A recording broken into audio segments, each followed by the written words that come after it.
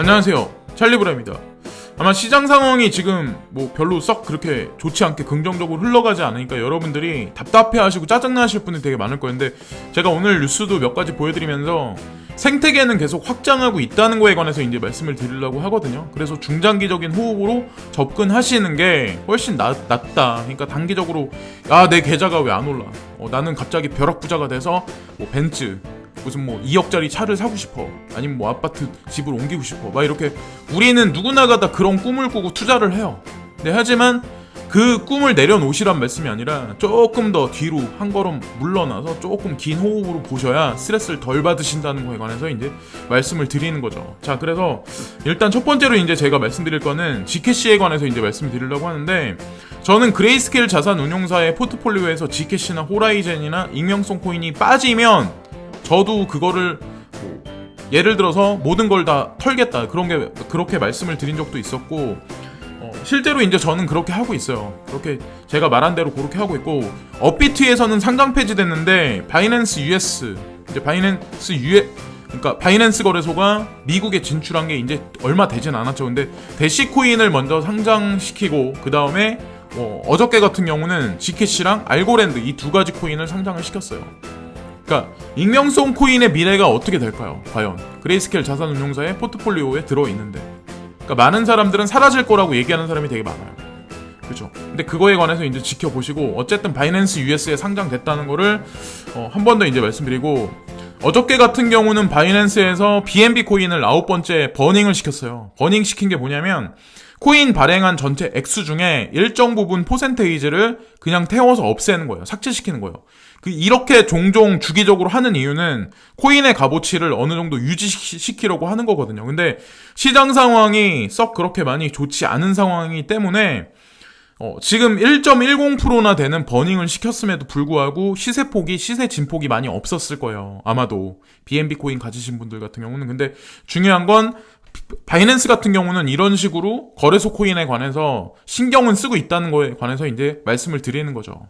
그래서 어쨌든 중장기적으로 봐서 바이낸스 코인 나쁘지 않다고 생각해요. 버닝에 대한 효과는 시장이 만약에 훈풍이 돌기 시작을 하면 그때서야 나타날 가능성도 되게 농후하거든요. 그래서 이것도 이제 추가적으로 그냥 말씀드리는 거고, 그레이스케일 자산운용사에서 트윗을 하나 날렸는데, 이게 뭐 자기네 히스토리, 자기네가 2013년도부터 2019년까지 많은 암호자산 어떤 포트폴리오를 만들고 어떤 상품을 만들고 막 이랬던 거에 관해서 이제 말씀을 드리는 거고, 아마 무슨 코인인지 아마 이미 여러분들은 다들 아실 거고, 중요한 거는 얘네들이 뭐라고 얘기를 하냐면 6년 이후까지 우리는 지속적으로 혁신과 기회를 많은 투자자들한테 디지털 커런시에 관해서 가져다 줄 거다, 뭐 이런 얘기를 지금 하고 있어요. 그러니까 이 얘기가 뜻하는 게 뭐냐면, 저도 이 문장 하나를 보고 되게 많은 생각을 했거든요. 우리는 보통 보면 1년 동안 내가 많은 부를 창출하고 6개월 동안 많은 부를 창출해서 내가 차를 바꿔야 되겠다, 내가 집을 사야 되겠다, 이렇게 거대한 꿈을 안고 투자를 해. 근데 얘네는 지금 6년간의 긴 호흡을 보고 지금 또다시 하나의 문장을 던진 거잖아요. 그러니까 자기네 있는 포트폴리오가 뭐 좋다 어쩌다 이런 걸 얘기하려고 하는 게 아니라, 자기네는 그만큼 길게 보고 지금 그러니까 스탠스를 취하고 있다는 거에 관해서 얘기를 하는 거예요. 6년까지 안 오른다 이런 거 말씀드리는 게 아니라, 오를 거라는 걸 알기 때문에 2013년도부터 들어왔잖아요. 그래서 많은 부를 축적을 하고, 아마 자산 운용사 중에 적지 않은 돈을 가진 암호자산 운용사가 아마 그레이스케일일걸요, 아마. 다른 거래소, 그러니까 다른 자산 운용사랑 비교해보시면 아마 아시겠지만, 어쨌건 성견 지명이 있는 사람들이기 때문에 어쨌건 이런 식으로 2013년부터 움직였다. 근데 6년 이후까지 바라본다라는 거를 여러분들도 각자가 이제 판단하고 생각을 하셔야 될 것 같아요. 근데 저는 되게 오랫동안 갈 거라고 생각을 하거든요. 뭐 이게 이 시장이 1년, 2년 안에 끝나는 게 아니라 되게 오랫동안, 그러니까 주식 시장이 지금 존속하듯 우리 암호자산 시장이 나중에는 주식 시장 같이 그렇게 변하지 않을까라는 생각을 해요. 뭐 전 세계의 모든 사물과 모든 어떤 전자장비, IT, 뭐 어떤 그런 것들이 연결돼가지고 토크나이즈화된 어떤 그런 사회에서는 이 암호화폐 거래소에 우리가 투자하고 있는 암호화폐들이 다 본격적으로 쓰이기 시작할 가능성이 되게 농후하거든요. 그걸 또 한 번 더 이제 말씀드리고, 비트코인 도미넌스에 관해서 이제 한번 언급을 해서 말씀을 드리려고 하는데 현재로선 66%다. 근데 이 사람이 차트적 관점으로 얘기하는 거는 64%까지 떨어질 가능성도 있다라는 거를 열어두자라는 얘기를 해요. 그래서 코인은 그대로 만약에 원화로 해서 가격이 있대, 알트코인 도미넌스가 예를 들어서 향후 앞으로 전체 시총의 3위권 정도에 있는 리플 코인이 만약에 2위까지 등극을 할 정도까지 스웨를 대상으로 해서 만약에 오른다, 예를 들어서, 그러면 실제로 비트코인 도미넌스가 그만큼 떨어질 가능성도 되게 농후하다는 거죠. 이더리움도 분명히 시세 등락폭이 분명히 있을 거긴 하지만 어쨌건 이거를 참고적 관점에서 말씀드리고, 네오코인에 관해서 이제 덧붙여서 한 가지 말씀드리려고 하는데, 네오코인은 제가 이제 지켜봐 온 게 안트쉐어 때부터 지켜봤거든요. 원래는 엔트쉐어라는 어떤 그 코인이 있어요. 엔트쉐어부터 이제 ICO를 해가지고 지금 아마 제가 알기로는 1000배가 넘게 오른 걸로 알고 있어요. 이 가격이. 그러니까 네오코인이 지금 뭐 8천 얼마다 이래서 그거에 관해서 마음 아파하신 분도 있겠지만 어쨌건 그거를 말씀드리면서 후오비 글로벌이라는 어떤 그런 거래소가 있는데 이번에 네오코인이 자기네 이제 3년 됐다. 메인넷 런칭한 지 3년 됐다. 이거에 관해서 이제 트윗을 올리니까 거기에 마음에 들어요라는 어떤 그거에 관해서 딱 올렸어요. 이게 그 얘기가 뜻하는 게 뭐냐면 어쨌든 네오코인도 이미 여러분들이 아시겠지만 중국색이 되게 짙은 코인이잖아요.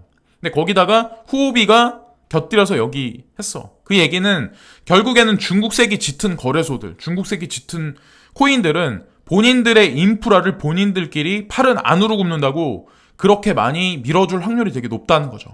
그래서 향후 네오코인도 저도 약간은 가지고 있거든요. 비중이 많이 높은 건 아니지만 어쨌건 네오나 큐텀도 저는 뭐 나쁘다고 생각 안 해요. 가격이 많이 지금 떨어지긴 했지만 어쨌든 그것도 이제 중장기적으로 이제 지켜보시고, 자, 이거 보시면은 코인데스크 매스미디어에 이게 나왔는데 FED죠. 연방준비은행에서 보면 오피셜하게 뭔가 언급을 했어요. 이게 제가 찾아보니까 뭐냐면 달라스 연방준비은행 총재가 그러니까 거기서 일하는 분이 뭐라고 말씀하셨냐면 중앙은행에서 지금 보면 디지털 달러에 관해서, 그러니까 달러에 관해서 지금 보면 논쟁을 하고 있다. 이거에 관해서 회의를 진행하고 있다. 막 이런 얘기가 지금 여기저기 코인데스크뿐만 아니라 이런 뉴스들이 여기저기 나오기 시작을 해요. 그러니까 지금 보시면 아마 아시겠지만 중국에서 CBDC 발행에 관해서 언급한 지 되게 오래됐어요. 근데 스웨덴 나왔죠. 거기다 프랑스가 나왔죠. 캐나다가 나왔어요. 자, 이제 지금 현재 미국까지 이런 얘기가 쟁점 위에 부상하기 시작했어요. 그러니까 달라스 연방준비위원회, 여기 이분이 뭐라고 말씀하시냐면, 그 총재가 뭐라고 말씀하시냐면 달러가 원래 전 세계 기축통화 1위 자리잖아요. 근데 지금 보면 기축의 자리에 위협을 받고, 그렇기 때문에 CBDC, 그러니까 미국에서 중앙은행에서 디지털 커런시, 디지털 달러를 발행하는 거에 관해서 우리도 준비를 하거나 그거에 관해서 예의주시해야 된다 해서 이런 얘기가 언급이 나오기 시작을 하는 거예요. 그러니까 발행한다는 얘기 하는 게 아니에요. 그러니까 어쨌든 스트림은 그쪽으로 방향이 가고 있는 거는 맞다는 거에 관해서 제가 말씀을 드리려고 하는 거예요.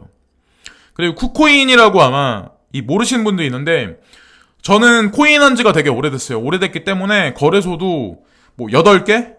8개 정도, 제가 이제 이것저것 하는 데는 8개 정도 거래소를 이제 보는데, 해외 거래소도 많고, 뭐 국내 거래소는 뭐 대부분 다고, 근데 중요한 거는, 이 쿠코인이라는 거래소가 원래는 바이낸스가 막 치고 나오기 전에는 그래도 얘네가 좀 떴긴 했거든요. 한동안은. 근데 쿠코인도 마찬가지로 선물 거래 플랫폼에 관해서, 월월물에 관해서 그러니까 비트코인 그 선물 거래에 관해서 런칭을 시킬 거다. 몇 주 내에란 얘기를 해요. 자, 얘네도 마찬가지야. 쿠코인도 마찬가지로 제가 이제 무슨 말씀 드리려고 하냐면, 비트맥스만 선물 거래가 있는 게 아니라 지금 OKEX부터 후오비부터 바이낸스, 쿠코인까지 지금 선물 거래 런칭을 준비한다. 이 얘기가 뜻하는 게 뭘까요? 그러니까 지금 시장 장세가 안 좋긴 하지만 결국에는 이거를 통해서 레버리지를 일으키기 위한 준비 작업들을 지금 하고 있는 거예요. 코인을 되게 대수롭지 않게 보시는 분도 아마 많을 거예요. 근데 얘네가 규모가 어느 정도냐면, 백그라운드가 누구냐면, 여기 보면 IDG 캐피탈이라고 있잖아요. IDG 캐피탈 백드 쿠코인이라고 써있잖아요. 뒷배경이 IDG 캐피탈이 있는 거예요. 그러니까 얘네를, IDG 캐피탈을 모르시는 분들은 이게 뭔데? 라고 말씀하실 분이 있을 거야. 근데 이 암호자산 투자 업계에서 거대 자산 운용사들하고 거대 거래소들은 다 연결이 돼 있어요. IDG 캐피탈하고. 그러니까 그거를 잘 보시라는 거죠. 그래서 저도 쿠코인에 관해서 말씀을 드리는 거예요. 이 거래소가 뭐 조그마다 크다 뭐 이게 뭐 잘 될 거다 이런 걸 말씀드리려고 하는 게 아니라 얘네들은 이런 식으로 움직인다는 거죠. 시장 상황이 안 좋음에도 불구하고. 자, 그리고 XRP 차트에 관해서 누군가가 문 오버로드가 이제 올려서 말씀을 드리려고 하는데, 지금 현재가 아마 사토시가로 했을 때 얼마 안 돼요. 3,600사토시인가? 3,700사토시 언저리인데, 이거를 제가 이제 말씀드리려고 하는 측면이 뭐냐면, 이 사람이 보기에는 사토시가로 했을 때 5,300사토시. 그러니까 지금 당장이 아니라 향후 한 2주, 3주, 4주 안에 봤을 때 5,300사토시까지 오를 가능성이 있다라고 얘기를 하는 거죠. 그러니까 차트적인 관점에서 얘기할 뿐이에요. 100%는 물론 없고 개인이 이제 접근할 입장이고, 뭐 XRP를 그러니까 저가에 매집하신 분들 같은 경우는 스웰이 있기 2주 전부터 좀 눈여겨 많이 보셔야 될 거예요, 아마. 근데 아직까지 시간이 많이 남았죠. 24일, 25일? 이 언저리부터 조금 많이 눈여겨 보셔야 될 거라고 저는 이제 생각을 해요. 이더리움 선물에 관해서 예전에 이제 제 뉴스에서 말씀드린 적이 있는데, CFTC에서 이더리움 선물에 관해서 승인됐다. 뭐 이런 얘기들이 있어요, 사실은. 그래서 아직까지 상품이 시장에 출시된 건 아닌데, 이제 코인텔레그래프에 뭐라고 얘기가 나오냐면, 이더리움 선물이 다음번 지금 보면 암호화폐 선물 시장, 그러니까 상품 시장 마켓에 커다란 방향성을 일으켜 줄 건가에 관해서 물음표를 하나 딱 던진 거예요. 그러니까 비트코인 ETF도 승인이 나지 않았어. 근데 비트코인 선물은 있잖아요. 이더리움도 마찬가지예요. 이더리움도 지금 사람들이 20만원 언저리까지 떨어져 있으니까 긴가민가 하는 사람이 되게 많아. 근데 저는 좋다고 계속 말씀드리잖아요. 그레이스케일 자산운용사에서도 80%의 비트코인, 20%의 이더리움, 그리고 보면은 20% 안에 가장 많은 양을 포진되어 있는 게 사실은 이더리움 클래식이에요. 그러니까 결국에는 이더리움이 그렇게 움직인다는 얘기는 이더리움 클래식도 향후에 그럴 가능성이 되게 농후하다는 얘기거든요. 사실은 그레이스케일의 포트폴리오가 그만큼 있다는 얘기는. 근데 저는 비트코인 ETF가 나오듯이, 그러니까 지금 아직까지 이제 그게 승인이 안 났지만 향후 이더리움도 선물 시장이 나오고 옵션 시장이 나오고 시간이 흘러서는 나중에 이것도 분명히 ETF까지 그 얘기까지 분명히 언급될 거라고 생각을 하거든요. 그 후에 차차 나머지 알트코인들도 이런저런 얘기들이 나오기 시작을 하겠죠. 그래서 그거를 덧붙여서 이제 말씀드리고, 이거는 아마 여러분들이 뉴스를 보시면서 이제 아침 뉴스 보시면서 다들 아마 이미 보셨겠지만 보리스 존슨이죠. 근데 이분이 여기 사진에 나왔는데 영국하고 유로존하고 이 브렉시트에 관해서 합의 쟁점을 이뤘어요. 합의안에 걸쳐서 쟁점을 이뤘긴 하지만 가장 중요한 건 뭐냐? 영국 의회에서 승인이 100% 나야지 이 브렉시트가 완전히 노선을 걷기 시작을 하는 거예요. 근데 이게 제가 아는 걸로는 내일 오후가 돼야 아마 영국의 의회에서 투표안이 결과가 나오는 걸로 알고 있거든요. 그래서 만약에 이게 결론안이 지금 브렉시트 됐다라고 얘기가 나오는데, 영국 의회에서 만약에 찬반 투표를 하는데 여기서 만약에 반대한다라는 입장이 나오면 다시 한번 다음 주에 주식시장이든 아니면 암호화폐 시장이든 분명히 차별화 장세가 분명히 나오기 시작을 할 거예요. 오늘 같은 이런 뭐 주식시장이 훈풍이 돌고 암호화폐 장세는 거꾸로지는 게 아니라, 그래서 그것도 아직까지 불씨가 꺼지지 않았다는 거를 한 번 더 이제 지켜보셔야 되고, 내일 오후 정도 되니까 제가 이제 내일 모레 정도 오전 정도면은 아마 이 뉴스도 아마 여러분들한테 전달해 드릴 것 같아요. 그래서 그것도 지켜보셔야 되고, 우리나라 같은 경우는 지금 보면 드론 택배를 2025년까지 상용화한다. 정부가 드론 규제 혁파 로드맵을 지금 발표했다. 이런 얘기가 나왔어요. 제가 그래서 이것도 아침에 밥 먹다가 TV 뉴스를 보면서 되게 깜짝 놀랐는데, 이게 5년이라는 시간이 사람마다 이제 느끼는 게 틀리겠지만 5년이란 시간이 생각보다 되게 빨리 가요. 언제 이게 5년 후가 되게 먼 것 같지만, 아직 2020년도 안 됐지만, 근데 지금 어디까지 이 사람들이 지금 얘기를 하냐면, 지금 현재 1단계, 2단계, 3단계로 나눠지는데 2021년부터 24년도까지는 화물 50kg 이하, 더 나아가서는 3단계까지는 사람을 태우는 거, 2025년부터는 사람까지 드론에 태운대요. 거기다가 1톤까지, 10인승까지. 우리가 이제 지금 보면은 암호화폐도 사실 이런 거랑 되게 밀접하게 관련이 있거든요. 라든가 뭐 IoT하고 연결해가지고 자율주행차하고 연결해가지고, 그래서 이제 저도 이거를 말씀드릴 거예요. 이게 이게 현실 불가능하다고 그렇게 말씀하시는 분도 되게 많아요. 제가 이제 댓글을 보면 거의 90% 이상이 말도 안 된다. 말도 안 되는 것만 맨날 너네들은 하냐 이런 얘기들이 되게 많아요. 근데 한번 지켜보세요. 어떻게 되나.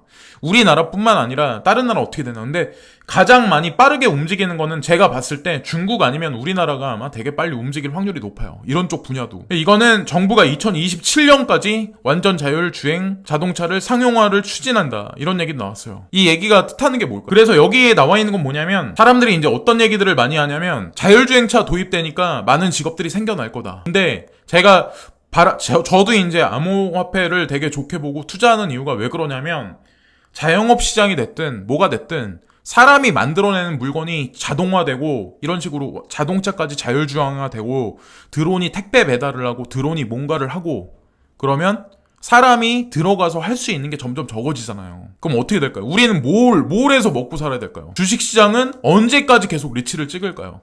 그러니까 암호화폐 장세는 거꾸로야. 지금 애기 걸음마야. 지금 태어나서 아장아장 걷고 있는 걸음마도 못할 수도 있어요. 지금 보면 한번 엄청나게 컸다가 엄청나게 상승했다 꺼졌긴 했지만 근데 저는 자율주행차가 됐든 드론 산업이 됐든 모든 것들이 다 연결돼 있다고 생각을 하거든요.